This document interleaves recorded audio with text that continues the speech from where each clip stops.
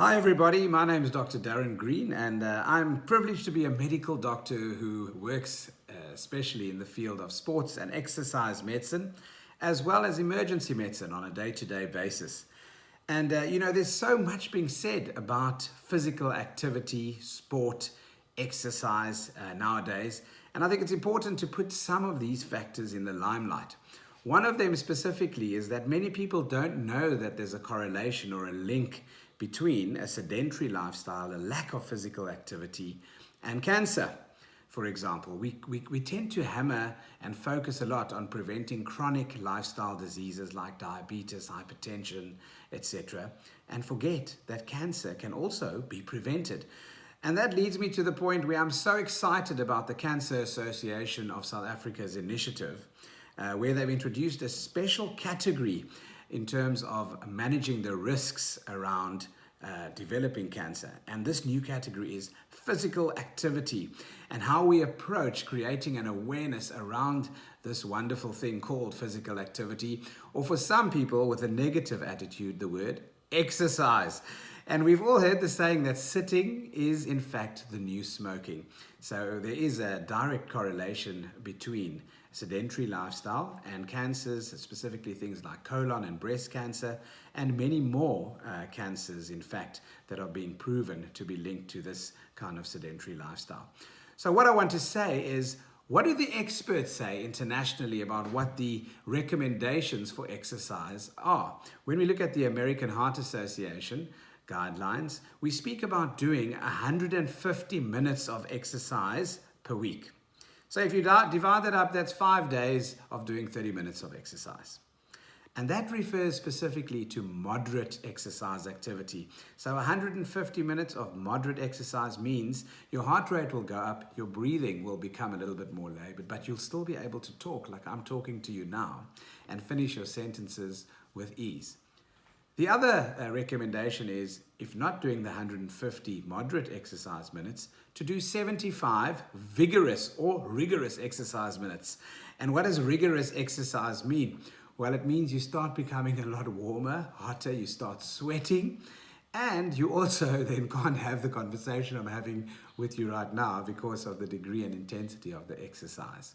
So I hope you remember those numbers: 150 moderate exercise and 75 obviously of rigorous or rigorous exercise. When we think of exercise prescriptions, you've heard things like exercise is medicine. And we look at the FIT principles when prescribing exercise for people.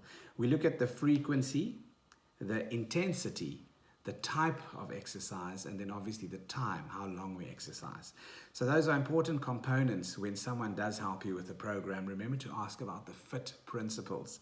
And then we also have to look specifically at examples of exercise according to your age, your gender, where you live, and your medical history. Remember that the pitfalls as to why people lose interest in physical activity often include things like, I'm going to fail, I've tried it before, I just can't push through, I get so tired. And often that's a result of biting off more than you can chew. In other words, going too hard or too challenging an exercise too soon. So that means that an exercise activity, or a physical activity rather, must be chosen around your physical abilities initially to get you, into a graded progressive program safely. So just think of someone living in a retirement village. If you ask them to go and do some weightlifting and powerlifting and to do an hour run in the gym, they're going to look at you, well, some older people might look at you with a really, really startled look. But things like line dancing, things like walking, things like hiking, for example, are just as beneficial to you in terms of getting into a structured and progressive increase in your physical activity. How does this physical activity benefit the human body? Well, on every system level, from the brain, where it improves blood flow to the brain and a regulation, obviously, of the neurotransmitters in the brain, the chemical messengers, to the heart, where you have increased cardiac output, where you have increased blood flow to the vessels of the heart itself, the coronary vessels, to the lungs, where you start ventilating better, and to the musculoskeletal system, where, for example, your muscle mass you maintain it. You don't just lose everything as we progress and get older. We look also at the bones. Did you know that when you exercise and there's actually a bit of mechanical pressure or strain on the bones, it stimulates the production of stem cells, brand new stem cells in the human body. And with that and weight management, we all know what happens in sedentary lifestyle and in the winter months with a little bit of fat around the middle area and the risks of obesity. You can manage your weight better in terms of having regular physical activity. And that affects your mood, it affects your mental health, it affects your sleeping pattern, for example, and your degree of self-confidence. So when we consider, obviously, all these health benefits of exercise on the human body, it's really difficult to actually not move into action. So today we celebrate with the Cancer Association and encourage you, obviously, to start moving, even if it's just a small increment change of walking around the block, of standing up more frequently during the day from your desk, and just even taking a walk in the park with your friends. That already is more beneficial than you not doing anything at all. So don't think, if I can't exercise for 30 minutes, I won't do anything.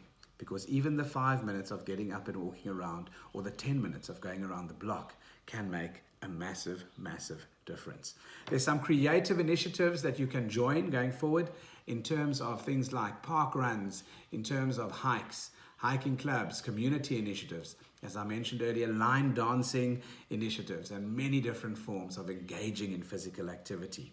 So today, I hope that we've energized you and motivated you to get going, get moving, and to prevent cancer with us.